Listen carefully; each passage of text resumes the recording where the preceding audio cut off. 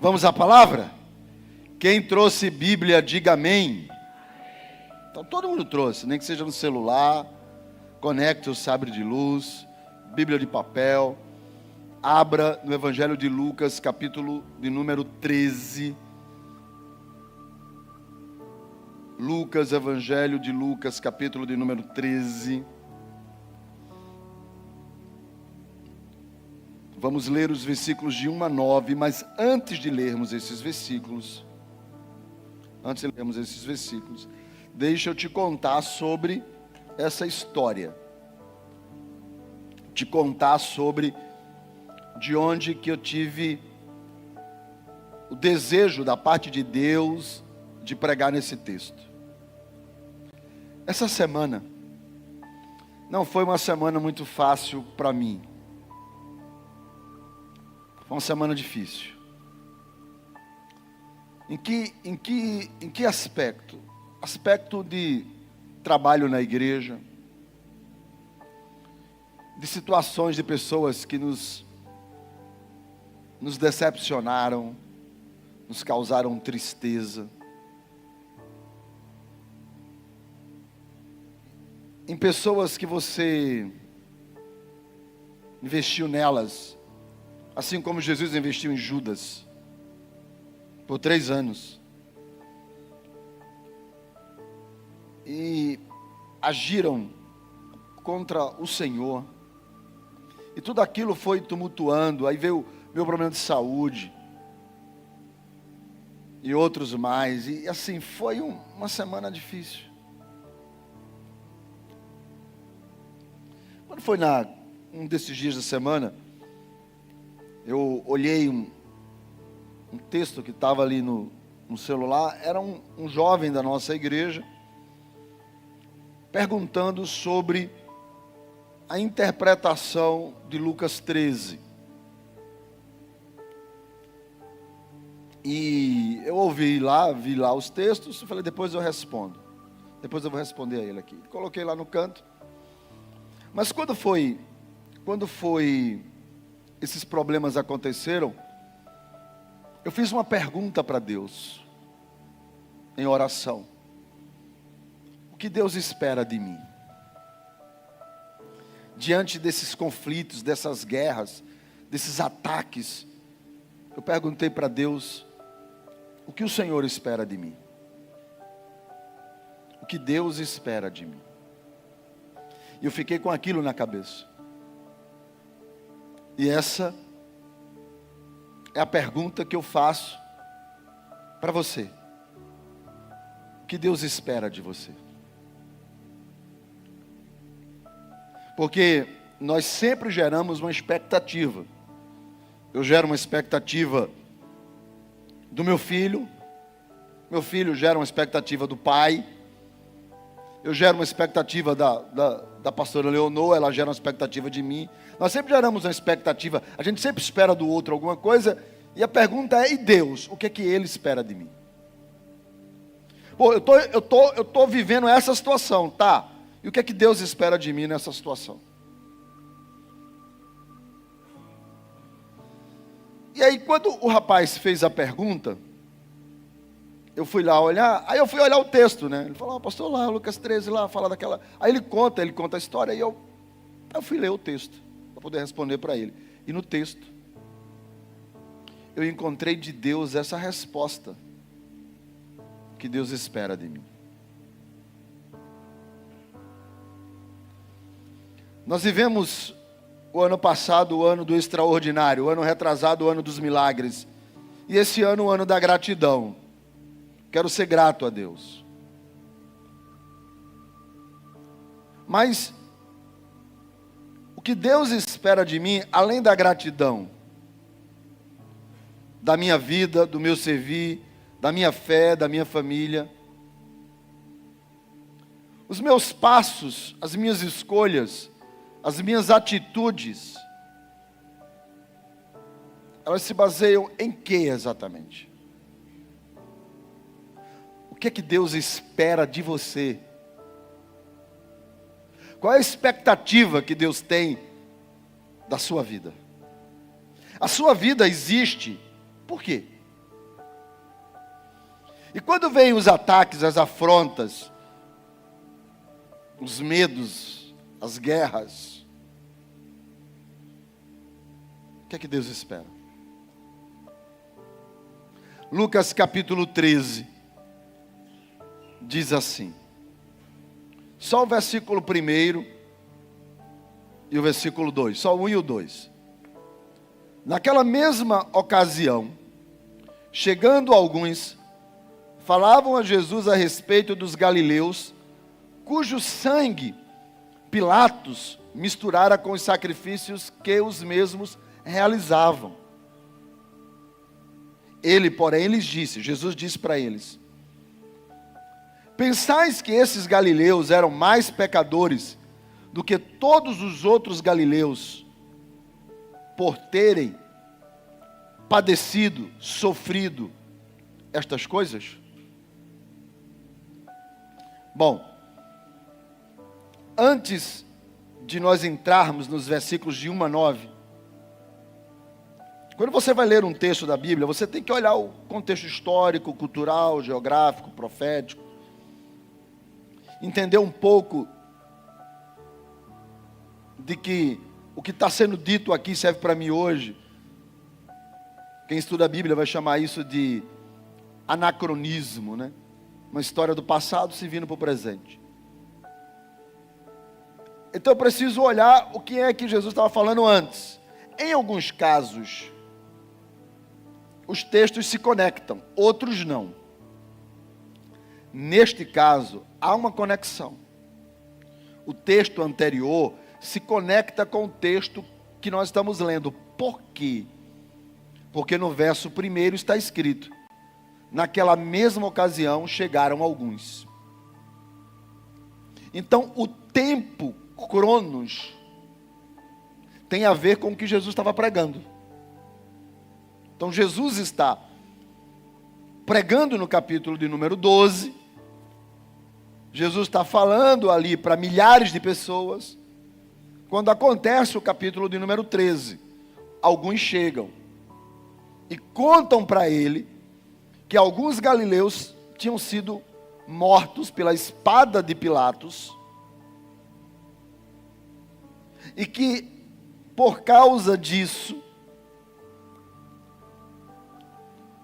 ali, Jesus então pega o que eles estão falando, é intencional, e Jesus aplica tudo o que ele vinha falando do capítulo 12, por isso é importante o capítulo 12, no entendimento do capítulo 13.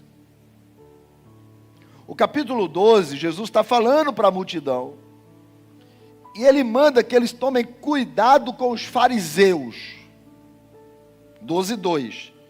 Cuidado com os fariseus, presta atenção. Existe uma galera que parece que é crente, gente que se veste como crente, fala como crente, canta como crente, mas eles são fariseus, sepulcros caiados, lindos por fora, podres por dentro. Então Jesus vai dizer que eles contaminam as pessoas.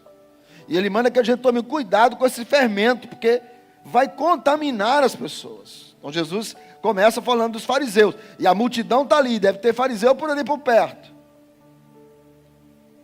No meio dessa pregação de Jesus, um homem aparece no meio da multidão, no versículo de número 13, e faz um pedido para ele. Senhor, o senhor podia intervir, porque eu e meu irmão estamos brigando ali, porque meu pai deixou uma herança, e a gente queria que dividir essa herança. Só podia falar com eles para poder a gente dividir legal. Então Jesus fala para ele, olha, quem me colocou como juiz e repartidor de herança? E Jesus então começa a pregar sobre a avareza. Ele não desconecta do assunto dos fariseus, mas entra por um outro caminho, falando que uma das coisas que contamina o homem é a avareza. Desejo por dinheiro, por coisas dessa terra, valorizar só as coisas daqui. E aí ele chega no 31, do capítulo 12, explica o princípio de próton, de primícia. Ele fala, a coisa mais importante, antes de tudo que eu já falei, é buscar o reino de Deus. Porque todas as coisas que você deseja nessa terra, elas são acrescentadas a você. E não é para você esbanjar, mas para você suprir, você viver bem. Não é nem muito nem pouco. Mas para isso, busque primeiro o reino de Deus. E ele entra no versículo 35, ele conta uma parábola. Porque Jesus sempre conta parábola, que é para você poder... O que é uma parábola? Parabolê do grego. É você ouvir uma história e se colocar dentro daquela história. Então Jesus vai contar a história de um servo vigilante. E ele vai dizer, olha, depois que ele conta a história do servo vigilante, você tem que estar preparado. Mas preparado mesmo. Porque o céu pode chegar de repente. E como esse de repente de Jesus? Ou ele vem, ou você vai. Mas você vai encontrar o Filho do Homem. O Filho do Homem virá. Você precisa ter cuidado. Alguns aplicam isso sobre década de 70, Anno Domini, quando... Aí eles vão querer fazer, porque Jesus manda que a gente observe a partir do verso 54 o fim dos tempos, os sinais. Só que antes dele falar dos sinais, ele diz para que ele veio. E ele diz, você tem que estar preparado para esse encontro. Ele diz, o Filho do Homem veio para dividir, por incrível que pareça. Ele veio para separar. É pai contra filho, vai ser família brigando entre si. Ele veio para dividir uma casa. Ele declara, a razão é porque vai existir pessoas que vão estar preparadas como servo vigilante. E vai ter gente que não vai estar preparado. Então não seja como os fariseus. Não busquem as coisas dessa terra. Sejam diferentes. Busque primeiro o reino de Deus. Fique atento. Porque existem dois grupos. Aqueles que vão me abraçar e os que não vão me abraçar.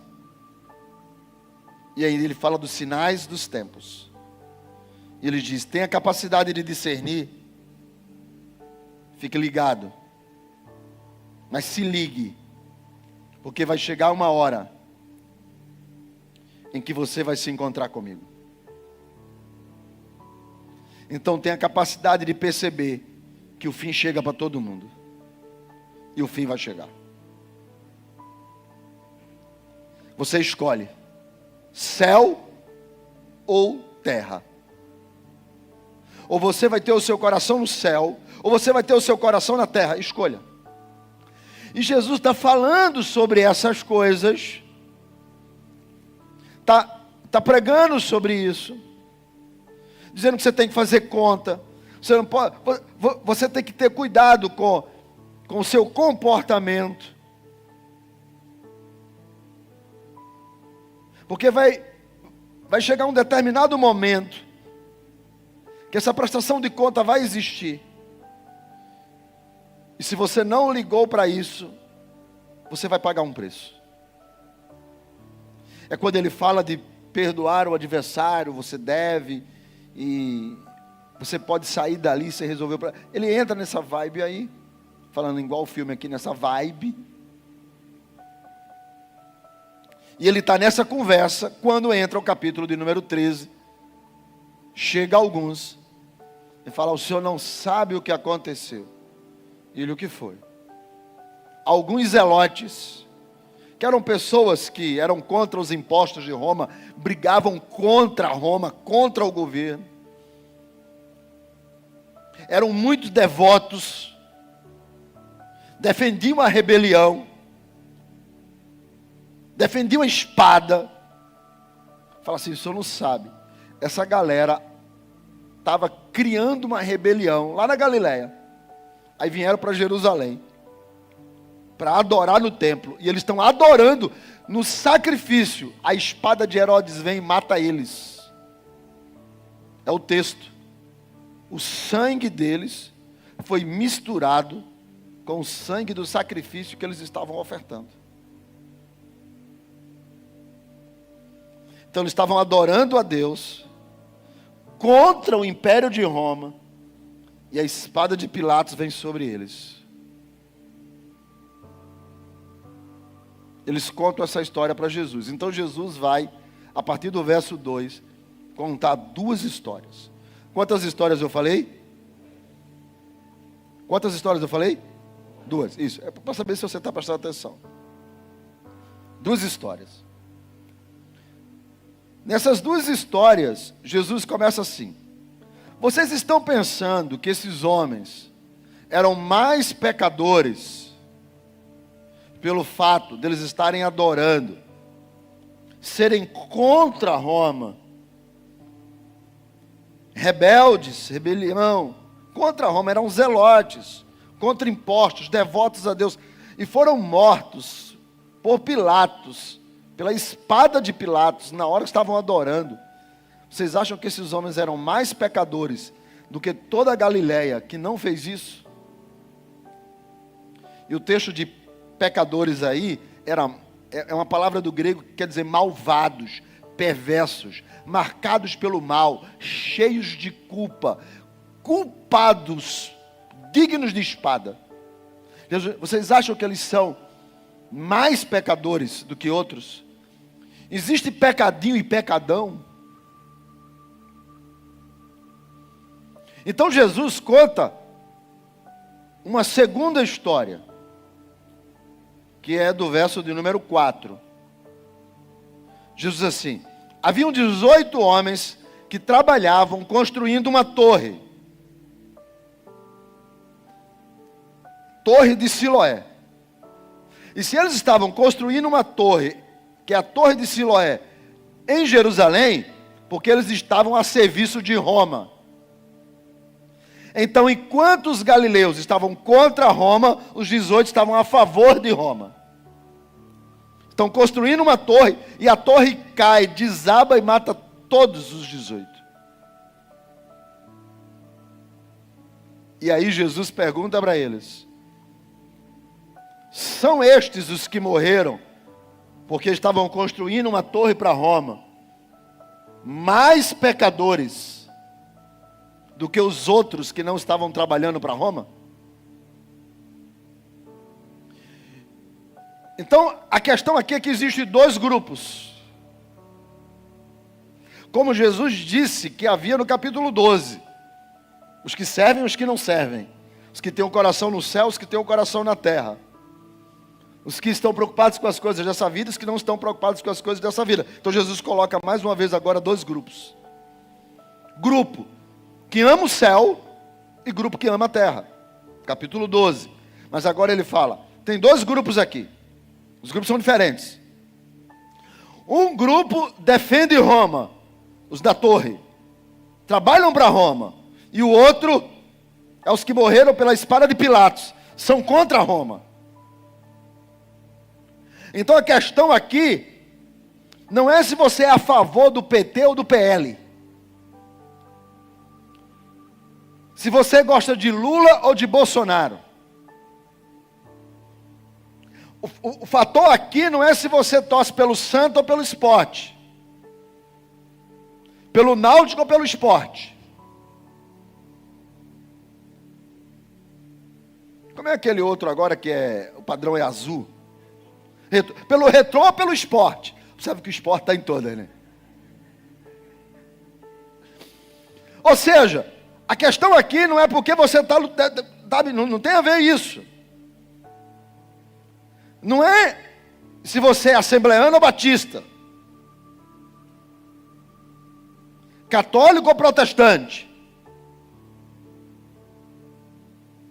A questão aqui é se estava certo ou errado. E dentro de um contexto, por que Deus permitiu? Por que Deus permitiu que a torre caísse ou que eles fossem mortos na espada? Essa é uma das grandes questões. Uma das grandes questões da busca teológica por essa resposta. Por que coisas maus acontecem a pessoas boas? Só que Jesus está dizendo para eles, que pergunta para eles, ou até afirma, a gente não sabe, por quê? Porque quando a gente lê o texto em português, ele tem uma interrogação.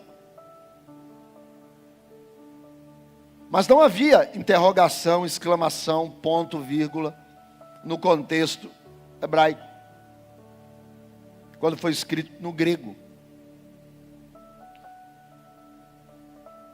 Somente nas versões é que a gente vai encontrar depois interrogação. Jesus chega a dizer: pensais que esses galileus eram mais pecadores que os outros galileus, porque esses morreram desta forma? E depois ele diz: por que vocês pensam que os que estavam construindo a torre eram mais pecadores que os outros habitantes de Jerusalém, porque morreram dessa forma, tipo, bem merecido? Porque estavam trabalhando para Roma? Jesus fala: como nós julgamos se uma pessoa merece ou não se ferrar? Como é o julgamento de alguém que a gente vai dizer assim, merece isso? Porque esses daqui eram contra o governo de Roma, e esses estavam trabalhando para Roma. Então você tem aqui os dois lados ferrados. Os dois morreram, os que defendiam e os que lutavam contra. Um pela espada, o outro pela torre. Então Jesus vai dizer uma frase nos versículos 3 e 5. Ele na verdade vai falar 3 palavras que envolvem os dois grupos. Primeira, ele diz no verso 3: todos igualmente pereceram. Todos morreram. Pereceram. Todos igualmente perecereis. Vocês vão morrer de qualquer jeito. Olha o que é que Jesus diz: vocês aí vão morrer de qualquer jeito. Versículo 3. Ou vocês lutando contra Roma e vão morrer pela espada de Pilatos. Versículo 5. Ou defendendo Roma, construindo torre, vão morrer quando a torre cair. Igualmente vocês vão morrer. Ou defendendo Roma, ou lutando contra Roma. Ou morre pela espada, ou morre pela torre. O certo é que vocês vão morrer. Todo mundo vai morrer. Então não é sobre ser contra ou a favor, sobre político A, político B, time A ou time B, dinheiro aqui, dinheiro ali, trabalho aqui, trabalho ali, religião A, religião B, se você gosta, se você não gosta, vai todo mundo morrer. Alguém tem alguma dúvida disso aqui? Então, Jesus vai dizer, igualmente, todos vocês vão perecer. Então Jesus assim, deixa eu afirmar uma coisa para vocês. Eu vou afirmar uma coisa. O que eu vou afirmar é que se vocês não se arrependerem, de fato, vocês vão morrer na segunda morte. Todos igualmente perecereis. Ou seja, não é os que estão dentro da igreja ou fora da igreja, defendendo A ou defendendo B, partido A ou partido B, contra Roma ou a favor de Roma. Vocês vão igualmente para o inferno se vocês não se arrependerem. Porque o que importa não é a primeira morte. O que importa é a segunda morte. Então Jesus vai dizer: se vocês não se arrependerem, diga arrependerem. Existem 8 palavras para arrependimento na Bíblia. 4 em hebraico, 4 em grego. Algumas dessas palavras podem ser traduzidas só por remorso. Outras podem ser traduzidas só para converter o caminho, mudar de rota. Usado, inclusive, muitas vezes, para coisas de pessoas má. O camarada estava fazendo o certo e ele se converte para fazer o errado. Também. Mas existem 2 palavras no grego, que elas são únicas do cristianismo.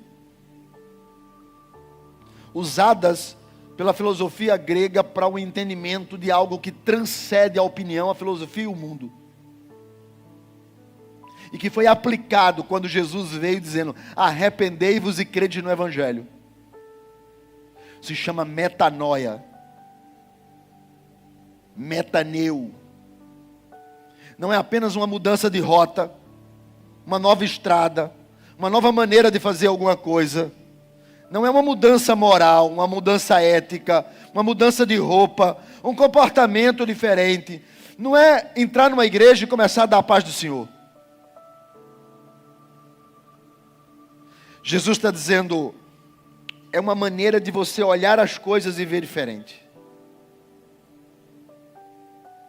É quando as pessoas te julgam, te sentenciam, te entregam a Pilatos, te levam à cruz, e nela, lá em cima, você faz: perdoa elas. Elas não sabem o que elas estão fazendo. É você ajudar pessoas, multiplicar pão, multiplicar peixe, curar cegos, paralíticos. Vinha a esta terra para morrer por essas pessoas. E no dia que você está com uma cruz, a algumas horas de você, olhar para a multidão que está diante de Pilatos, e Pilatos perguntar: o que vocês querem que eu faça do Jesus chamado Cristo?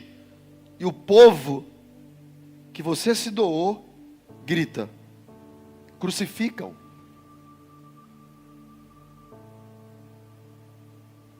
Jesus disse: se você não olhar para as pessoas com esse coração, isso não é arrependimento. Você não se arrependeu, você mudou de igreja, você mudou de religião. Jesus está dizendo, é um nascer de novo, é uma transformação, que se você não se arrepende desse jeito, como você pode estar no céu? Como você vai vencer a segunda morte? Você está preocupado sobre a espada de Pilatos? Ou você está preocupado sobre a torre de Siloé? Sobre por que coisas ruins acontecem com pessoas boas? Isso não importa. O que verdadeiramente importa é que se você não se arrepender, igualmente os que morreram, você também morrerá na eternidade. Porque não é sobre a morte aqui, é sobre a morte lá. Então a escolha é sua. E aí ele conta uma parábola. Versículo de número 6. Então Jesus, para fazer eles entenderem melhor o que estava falando, conta a eles uma parábola. A parábola é o seguinte: certo homem tinha uma figueira, versículo 6, plantada na sua vinha, e vindo procurar fruto nela, não achou. Então disse ao viticultor, ao gerente, o responsável, que planta, colhe, aduba, cuida da vinha: há 3 anos que eu venho procurar fruto nessa figueira e não acho. Então você pode cortar a figueira. Porque não tem sentido dela estar ocupando esse espaço na terra. Então respondeu, versículo 8: Senhor, deixa-me ainda este ano, até que eu escave ao redor dela e lhe ponha adubo, estrume. Porque aí, se ela vier a dar fruto, legal. Mas se ela não vier, então o Senhor manda cortar. E aqui acaba a parábola. E acaba toda a história do 12 e do 13. Porque no versículo 10, ele já está numa sinagoga, não está mais na multidão. Então existe um espaço. Jesus então profere uma parábola de uma figueira que está plantada na vinha, na sua vinha, na vinha de um homem, que ocupa uma terra, um espaço, para um propósito, e já fazem 3 anos que ele vai lá e o propósito não é cumprido.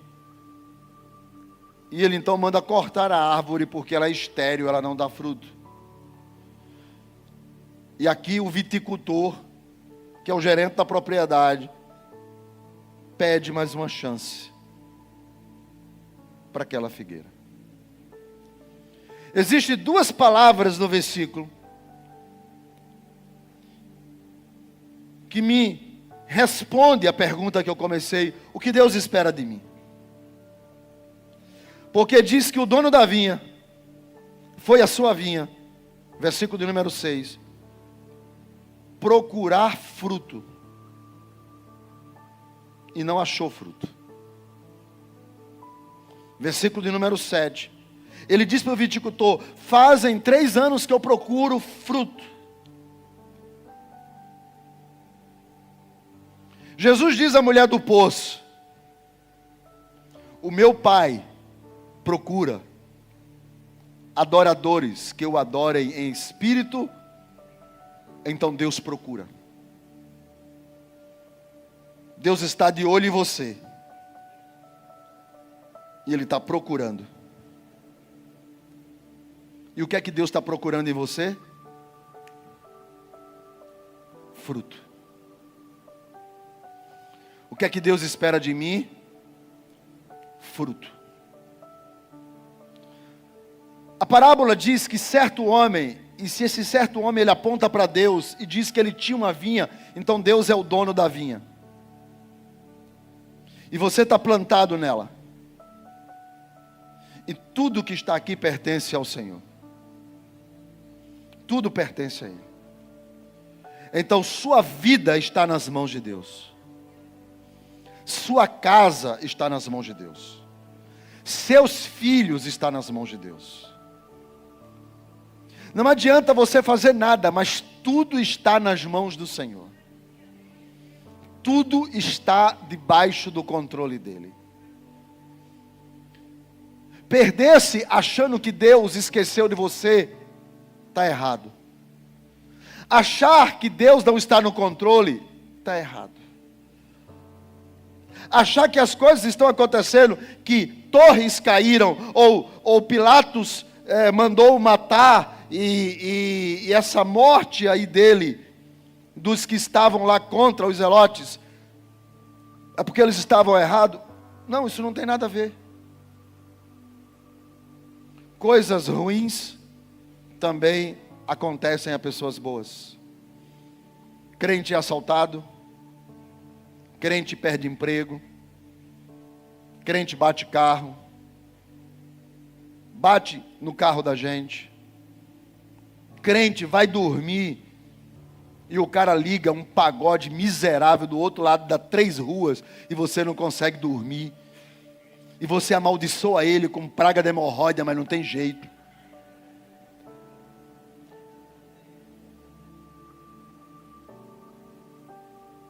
Crente passa por situações adversas, igual todo mundo.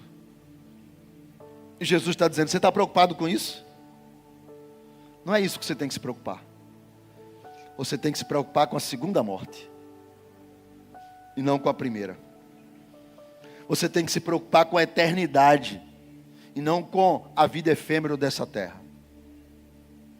Você tem que se preocupar se você vai ter uma casa no céu, não se tem goteira na casa hoje.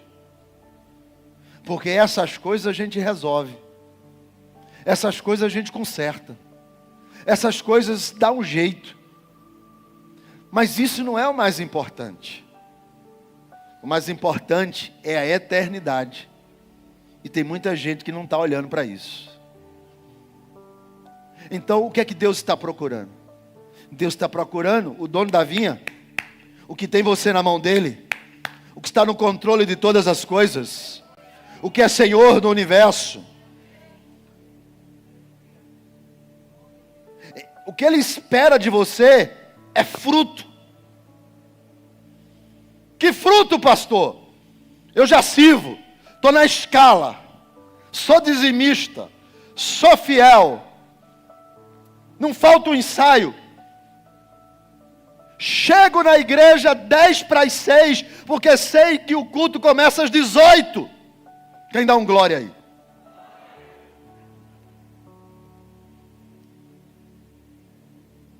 Tem o fruto. Jesus disse em Mateus capítulo 3, versículo 8: deem fruto. Mateus 3:8. Frutos dignos de arrependimento. Jesus está falando de transformação de caráter, mudança de vida, prioridade no reino, amor por vidas, paixão por missões, desejo de céu, vida eterna, metanoia, metaneu, mudança. Jesus não está falando de uma capa por fora, Ele está falando de uma paixão por dentro. Ele está falando do que Cedraque, Mesaque e Abidênego disseram, quando o rei disse: vocês vão ter que me adorar. E eles disseram: não, a gente não se dobra diante de qualquer coisa, nós só nos prostramos diante do Deus a quem a gente serve. A gente está aqui no teu reinado, pagamos imposto, estamos aqui te servindo, trabalhando para o Senhor, mas quando o Senhor mexe na nossa estrutura de crença, de fé, quando o Senhor quer que a gente negue o que está escrito na palavra, a gente não nega não. Vida eterna só com Jesus. O rei disse: vocês vão se prostrar. Eu vou mandar aquecer essa fogueira aí. E vocês vão ser jogados nela, se vocês não adorarem. E tocou trombeta de novo e eles estavam lá em pé. Acho que um virou para o outro e falou assim: lembra daquele hino? O cara, lembro. E o rei manda trazer eles. E diz: quem são vocês para me desobedecerem? Quem é o Deus de vocês que vai livrar vocês da minha mão? Quem é o Deus de vocês que vai abrir porta onde não tem porta? Quem é o Deus de vocês que vai salvar o que todo mundo já deu como perdido? Quem é o Deus de vocês que vai mudar essa história de vocês? Quem é? Um olha para o outro e um deles responde: e te interessa saber quem é o nosso Deus? Deixa eu te dizer uma coisa: o Deus a quem nós servimos, o Senhor pode nos jogar naquela fogueira, porque se nós morrermos queimados, Ele continua sendo Deus. E se nós sairmos vivos, Ele é o Deus que nós adoramos. Então não importa, Deus é Deus, independente do que eu venha passar.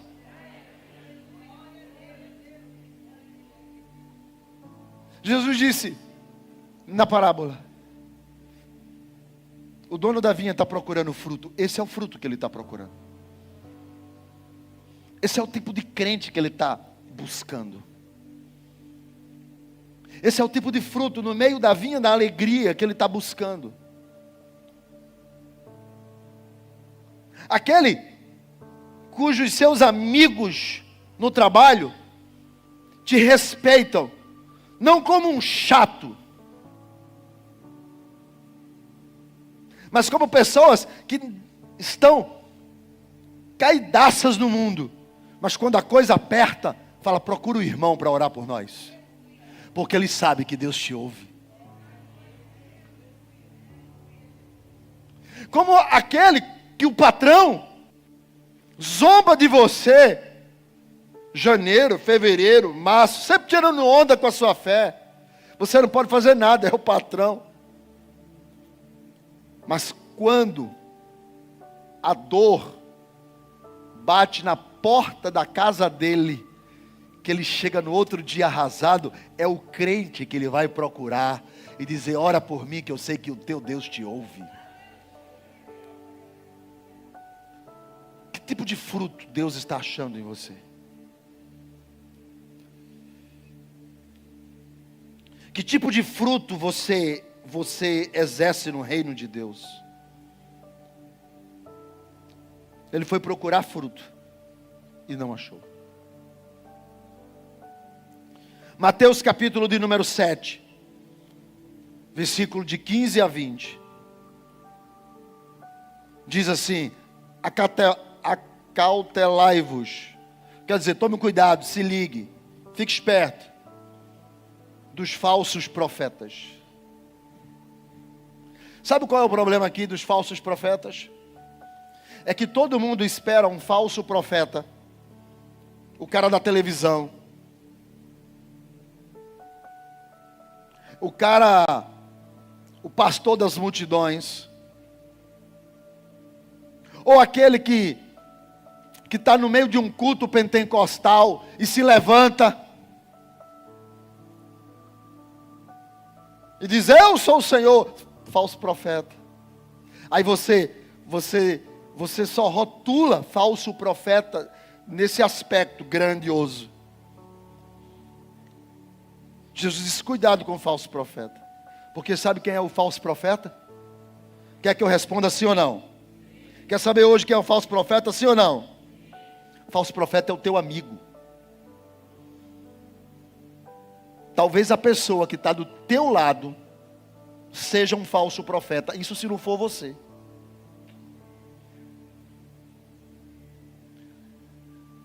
Gostei de alguém que riu aí atrás.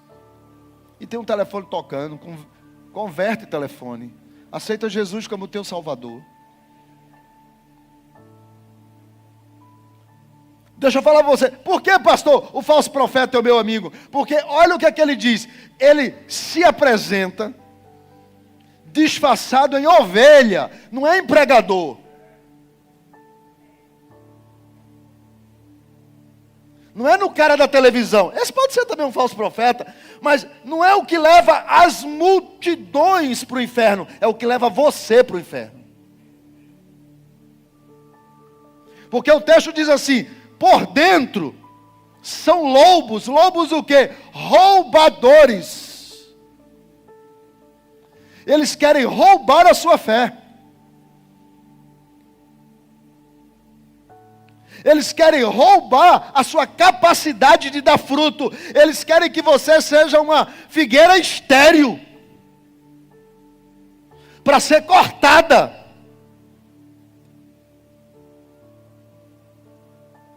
Ele se apresenta disfarçado de ovelha.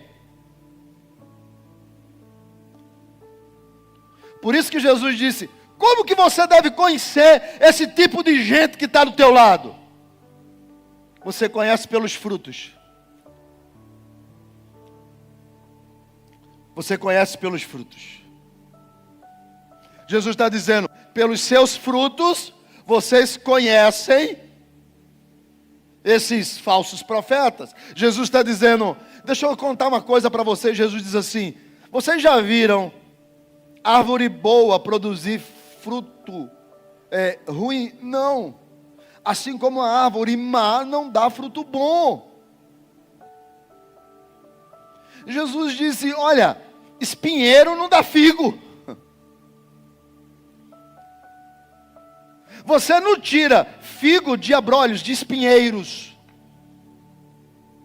de erva daninha. Você tira figo de árvore de figo. Aí ele diz nos versos seguintes: não tem jeito. Árvore boa não produz fruto ruim. E árvore ruim não produz fruto bom. É uma questão de natureza. Por isso Jesus vai dizer para Nicodemos: necessário te é nascer de novo. Metanoia, nova natureza. Fruto digno de arrependimento. Então Jesus está dizendo, ele diz no verso 19: a árvore ruim, ela é cortada e lançada no fogo. E por isso você conhece. Jesus está dizendo, a árvore ruim não está preocupada de ir para o céu. Por isso que ela peca aqui na terra. Ela não tem a preocupação da eternidade, por isso que ela não teme a Deus. Ela não está preocupada com vida eterna, por isso que ela peca. Então deixa eu te dizer uma coisa, não se apaixone por árvore ruim.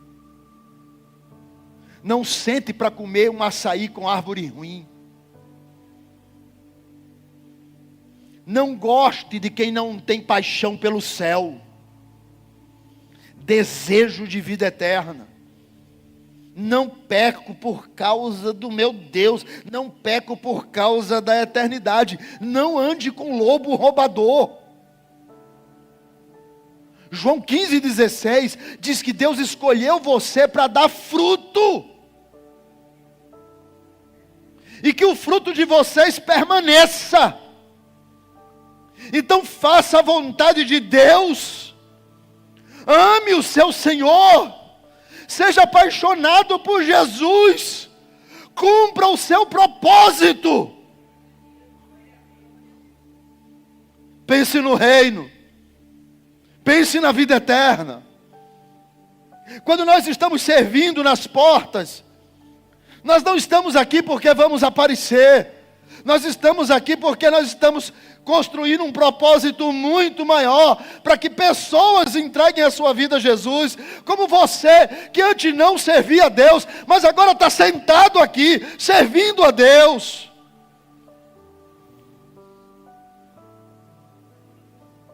Então tire o seu popozão da cadeira e sirva com vontade.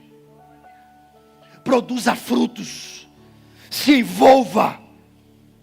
Não seja uma figueira estéril.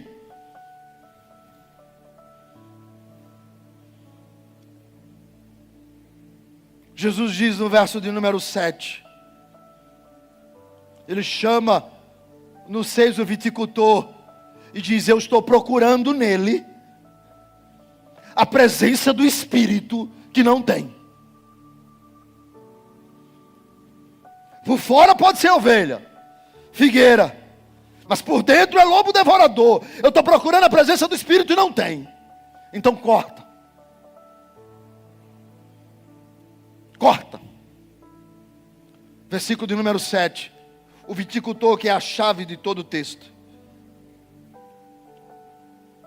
Ele diz ao viticultor, há 3 anos eu venho aqui e não encontro fruto. 3 anos e não encontro fruto. Jesus, quando falava para aquelas pessoas, elas estavam tão acostumadas com a cultura judaica, que elas entendiam as questões, como as coisas se colocavam, e ali era uma questão. Quando ele cita 3 anos, por que ele não citou 5, 10? Por que ele não disse eu venho aqui todo ano? Por que ele vai exatamente para 3? Trindade, Pai, Filho e Espírito Santo, são quantos?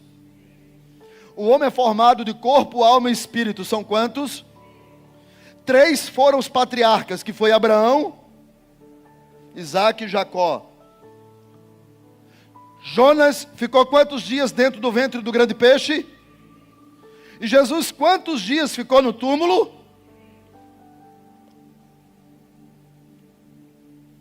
Os reis do reino que era um só, foram 3: Saul, Davi, Salomão. Por que que tem essas coisas na Bíblia? 40 anos do deserto, 40 anos de Moisés no Egito, 40 anos dele esquecido, até Deus o chamar. 40 anos de Davi, 40 anos de Saul, 40 anos de Salomão. Os números na Bíblia, de uma certa forma, eles nos ensinam alguma coisa. Existe um estudo até que fala sobre isso. E 3 na Bíblia é ênfase. Totalidade da ênfase. Algo grande que vai acontecer. Ou algo grande que está acontecendo. ênfase de algo grande. Isaías está no templo e vê o Senhor sentado em seu alto sublime trono. E os anjos estão subindo. Os anjos estão ali adorando e dizendo: Santo, Santo. Quantas vezes? Isso é um triságio hebraico que mostra a grandeza de Deus, dando ênfase. Então, para dar ênfase, para chamar a atenção, então aquele homem diz: 3 anos eu fui lá e não achei fruto. 3 anos está dizendo o seguinte: é o tempo da misericórdia, do Deus da graça, do Deus da bondade. Mas mesmo assim, chega uma hora que a misericórdia encerra e você vai ter que prestar conta. E como que está sendo o seu ministério? A sua vida, a sua vocação, a sua chamada. João 15:16, você foi chamado para dar fruto. Qual fruto que você está dando? O Senhor está procurando, mas qual fruto você está dando? A sua vida cristã reverbera em quê? Será que a sua vida cristã é como diz ele no versículo de número 7? Corta, porque está ocupando inutilmente a terra. É uma vida cristã sem propósito. É uma vida cristã sem sentido. É uma vida cristã de oba-oba. Por que que você está aqui? Por que que você está plantado na terra, gente? Quantas pessoas nós poderíamos chamar e encher a igreja? Por que que eu não sou um canal de atração de vidas? Está ocupando a terra inutilmente, corta. Inutilmente é sem apego, sem vontade, inativo, inoperante. Do grego cartagueu, ocioso, que não produz nada. Então a sentença já existe. Então o viticultor faz uma proposta. Versículo de número 8. Posso fazer um pedido? Ele diz ao dono da propriedade: diante dessa misericórdia dos 3 anos, me dê mais um. Eu quero mais uma chance. Eu quero mais uma oportunidade. Eu trabalho com terra. Eu não vou desistir. Eu senti as dores que eles sentiram.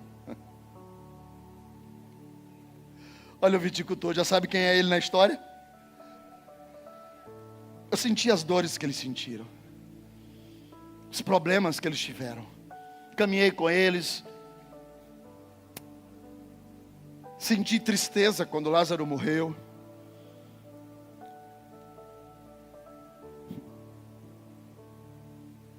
Tive fome.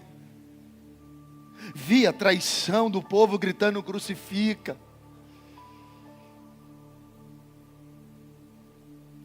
Me dê mais uma chance. Me dê mais uma oportunidade. Deixa eu cavar. Em volta.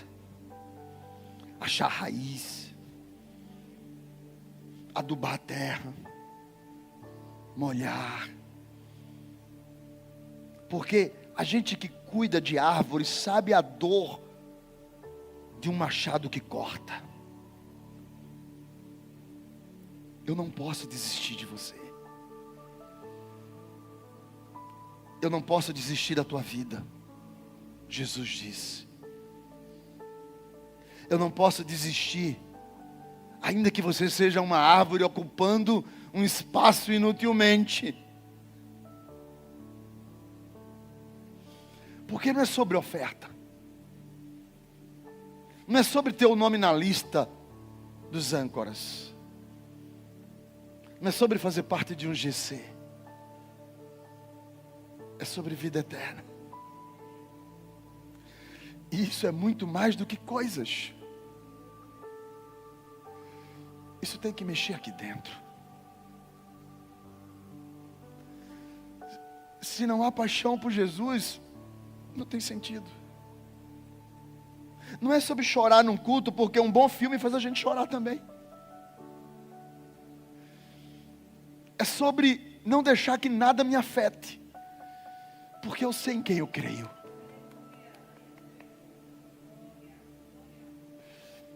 Essa semana,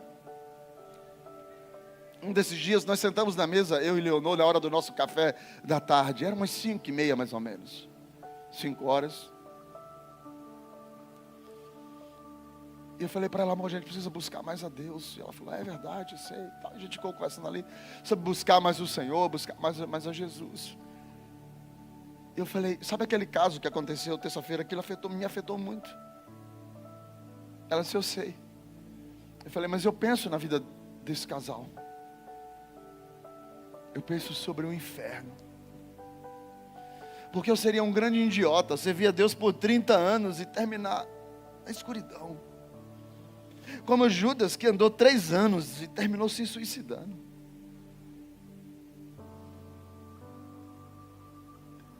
Eu falei, tudo que eu queria era que as pessoas amassem Jesus. Porque se elas amam Jesus de maneira apaixonante, elas não pecam. E se elas pecam, elas pedem perdão. Porque tudo que elas querem é Jesus. Não é sobre o meu nome na igreja, não é sobre status, não é sobre paredes, não é sobre isso. É sobre Jesus. E Jesus deixou claro para aquela árvore infrutífera: a porta da graça está aberta. Por isso que o versículo de número 9 termina sem a gente saber se a árvore foi cortada ou não foi cortada. Ele diz para o dono da vinha: deixa eu dar uma outra chance para ele. Deixa eu dar uma outra chance para ela. Não é sobre o que ele fez de errado ontem. Não é sobre o que ele fez de errado a semana passada. Não é sobre os pecados dele o ano passado. Não é sobre os pecados dela 3 anos atrás. Não é sobre as besteiras que ele fez há 5 anos atrás. Não é sobre isso. Deixa eu dar uma oportunidade para ele hoje. Hoje. Deixa eu dar para ele uma chance de ele demonstrar frutos dignos de arrependimento agora. Agora. Não é sobre ontem. Me permita que a graça haja sobre a vida dele, sobre a vida dela. Deixa esta árvore ter uma outra chance.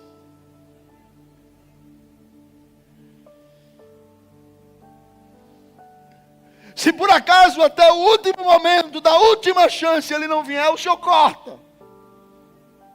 Mas até lá, a porta da graça ainda está aberta. Ele está disposto a te perdoar.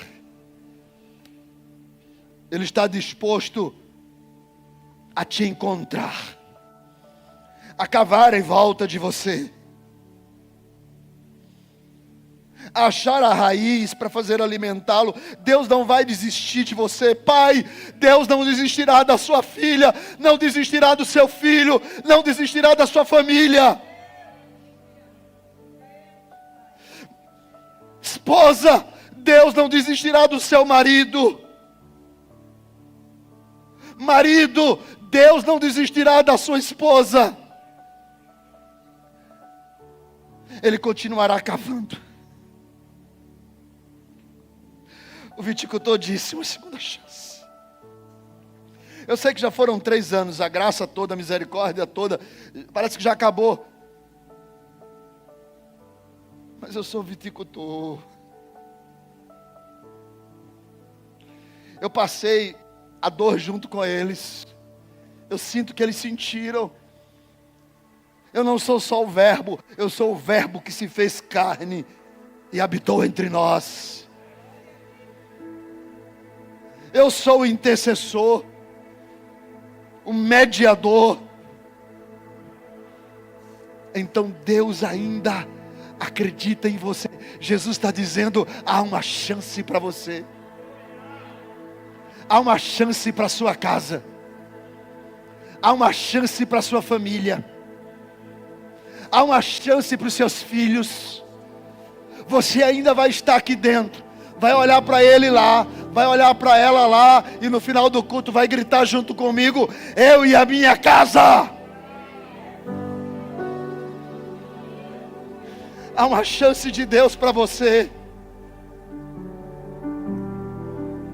Pastor, eu estou me sentindo como aquela árvore frutífera. Então deixa Deus cavar. Pastor, eu estou me sentindo como aquela árvore. Eu venho para a igreja, mas eu não sinto mais nada. Deixa Ele regar com a presença do Espírito. Deixa Ele adubar. Deixa Ele colocar palavra aí. Deixa Deus agir. Ele disse: eu vou fazer. Ele disse para o dono da vinha: eu vou fazer. É eu que vou fazer. É eu que vou fazer. Vou fazer na vida dele. Vou fazer na vida dela. Vou fazer na casa dele. Vou fazer na casa dela. Eu vou fazer. Se você crê que Ele está pronto para derramar a graça, o seu amor e a sua bondade, fique de pé. Ele está pronto para manifestar. Ele está pronto para a segunda chance.